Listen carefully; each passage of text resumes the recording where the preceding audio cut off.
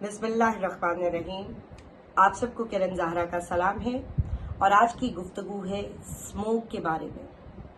Smoke एक अफरीत, एक बड़ा समाजी मसला।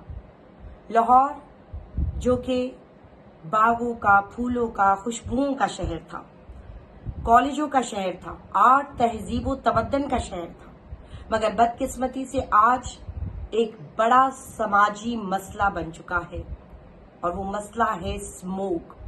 या यूं कहना भी मेरा गलत नहीं होगा कि ये अफरीत लम्हा ब लम्हा इसको निकल रहा है। जी, स्मोक एक बड़ी मुसीबत है।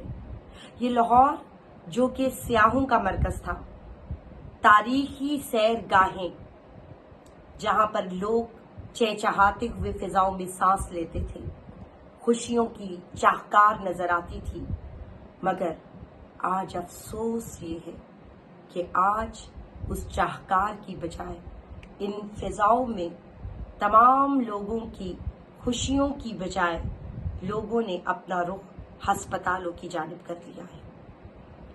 कोई ना कोई बीमारी और परेशानी में मुब्तला है। जी, इस कदर बड़ी मुसीबत आ गई है ये, बल्कि मैं बड़े अफसोस के साथ ये बात कहूँगी कि जो लाहौर जहाँ की फिजाओं में खुशबुएं ही खुशबुएं थीं, आज दुनिया के तमाम शहरों में, गंदे तरीन शहरों में ये सरे फरिस्त है। यूँ कहूँ कि वार्निंग सिचुएशन, खतरे की घंटी, बड़ा समाजी मसला बन चुका है। यहाँ पर जिस शहरी को भी देखो, सर दर्द, नज़ला, जुकाम, बुखार, फ्लू, दीगर खतरनाक बीमारियां, फेफड़ों का मसला, दमा की तकलीफ, और बड़े तो एक तरफ, मासूम बच्चों की जिंदगियां भी दांव पर लगी हुई हैं। फूलों जैसे मासूम और नाजुक बच्चे मुख्तलिफ बीमारियों में मुब्तला हैं। अब हुकूमत अपने तौर पर एहतियाती तदाबीर कर रही है, मगर हवाओं और फिजाओं पे कंट्रोल हुकूमत के बस की बात नहीं है।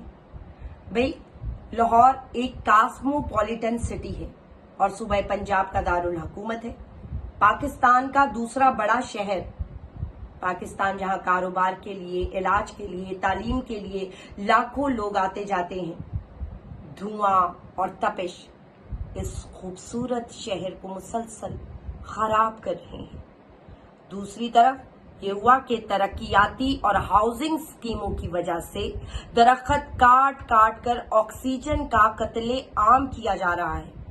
बकौल शायर, सांस लेना भी सजा लगता है, अब तो मरना भी रवा लगता है। भाई, मैं यूं कहूं कि हमारी तो खैर, हमारी आने वाली नस्लें, मासूम बच्चे एक जहर आलूद फिजा में सांस ले रहे हैं।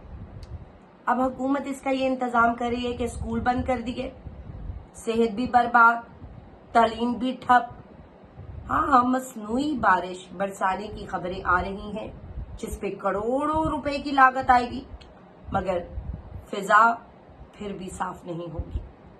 ये सिर्फ उस रब्बुल इज्जत, परवरदिगार आलम का काम है कि जो पूरे बरे आजम में बैक वक्त बारिश बरसाकर फिजाओं को और हवाओं को साफ और शफाफ कर देता है। यानी मैं यूं कहूं कि हमें तो मुफ्त मिलने वाली खुदा की नेमतों की कहां कदर है। हकीकतन हम उस कदर को जान ही नहीं सकते, बल्कि अल्लाह खुद कुरान में कहता है, इन्नल इंसान लिरब्बिही लाकनून, बेशक कि इंसान अपने रब का बड़ा ही नाशुक्रा है। वो कब मुफ्त मिलने वाली नेमतों का कदरदान है। अब आप यहाँ पे देखिए कि बिलों की बहुतात है। अवाम बिजली के बिलों से परेशान होकर खुदकुशियों पर उतर आए हैं। घरों के बर्तन, जेवर बेचकर अपनी जिंदगी के सिलसिले चलाए जा रहे हैं। और ये तो इंसानों का हाल है, मगर वो अल्लाह खुदाई रहमान और रहीम, उसकी करम नवाजियां देखिए कि वो अल्लाह करोड़ों मेगावाट फ्री सोलर एनर्जी मुफ्त मुहैया करता है। हमारी हुकूमतों का बस चले तो वो तो सूरज की रोशनी पर भी टैक्स लगा दें, चांद की चांदनी पर भी टैक्स लगा दें। भाई गालिब ने क्या कहा था, अबर क्या चीज है, हवा क्या चीज है, हुकूमत हवा पर भी टैक्स लगा दे। इस वक्त इंसानों का जीना दोबर हुआ है। और दूसरी तरफ आसान हल ये है कि अगर हमारे मुल्क में दहशतगर्दी कंट्रोल ना हो रही हो तो हमारी हुकूमत पंजाब हमारे पड़ोस वाले जो मुल्क है भारत, उस पर ये इल्ज़ाम लगा देती है और फिर अपनी कोताहियों को, अपनी गलतियों को कवर कर लिया जाता है।